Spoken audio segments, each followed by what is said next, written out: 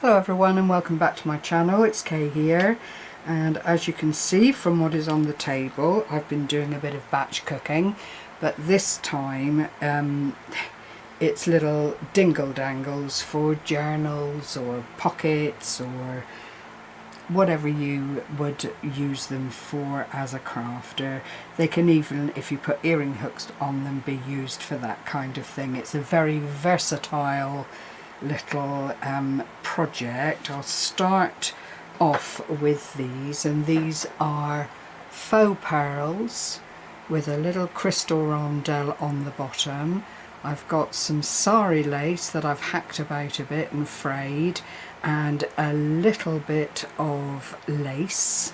I'm hoping you can see the layers there, and it's all held together with the bulb pin on my finger here. Hopefully you can see it, and one of the little ribbon clasps. I find them quite useful for this kind of thing, so by the time you actually attach it to your project, you've got a really nice little token that you can add to it, and just, you know, they're very, very pleasing, and you know, lots and lots of people do use them on their projects and on pockets and on tags and, you know, that kind of thing. If I did 6 of these, as you can see there, the basics are always the same: the lace, the sari silk, the faux pearls, which I've mixed and matched a little bit, coffee brown and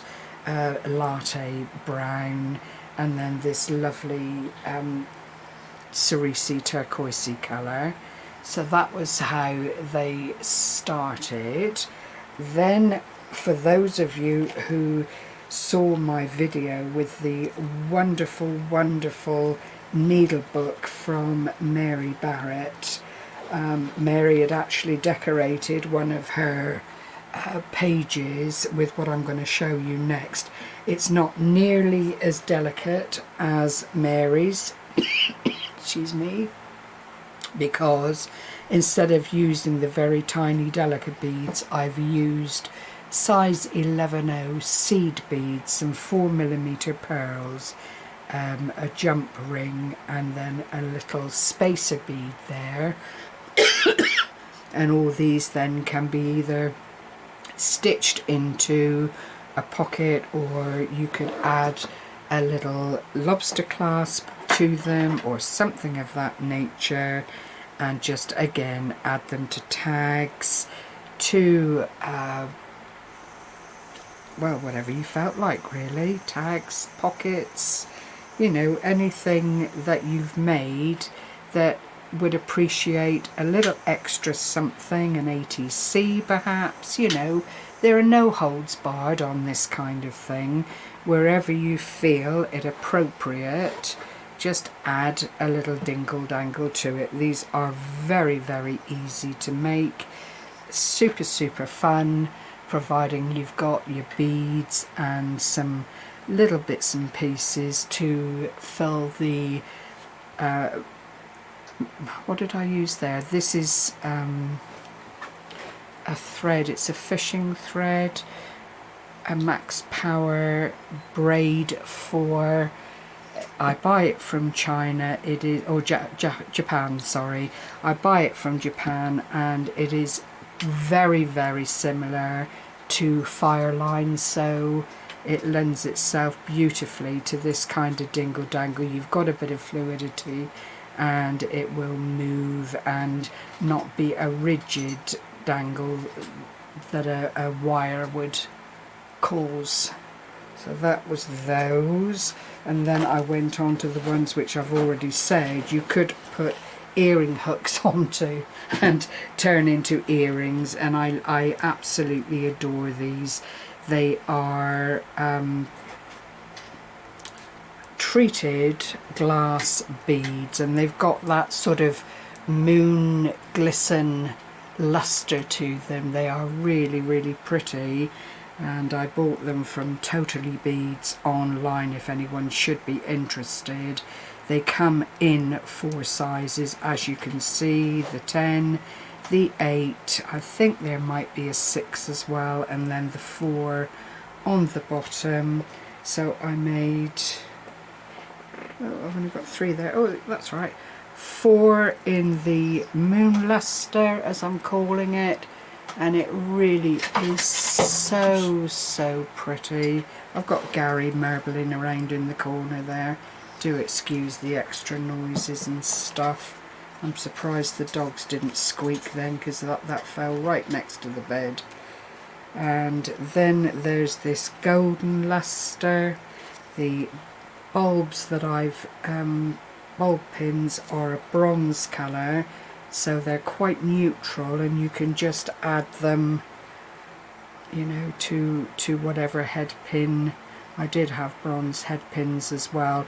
If you're doing this kind of thing and you want to get that wire wrap in and you want it to sit nicely and not be too traumatic to put together, I would recommend that when you buy your head pins, you buy soft metal as opposed to the hard metal, which gives you a little bit of jiggle room then to wrap around the wire to make it look nice and tidy. So that was those, and then I found these little bits in my bead box just from other projects that I've done, and these are, as you can see, purple. I've got the silver luster on them, black in between the two colours there, but they shimmer and shine and they're really very lovely. So I was rather pleased with those. So if you like little dangles for your projects, then, you know, and you'd perhaps like a tutorial on how I make them, there are lots of tutorials out there. It's nothing new, but you know, we all use shortcuts or whatever we do to make these things work, and that is the little lovelies there from the dangles. So I'll leave those for you to look at whilst we go on to the second project that I'm sharing, and it is again one of Artymaze's freebies. She put it up on Friday or Saturday within the group, and I just fell in love with them because I do like the monochrome effect, and I just decided, right, I'm going to make some cards. I've got some things coming up that I'm going to need cards for, swaps and that kind of thing. So without further ado, this is what I've made.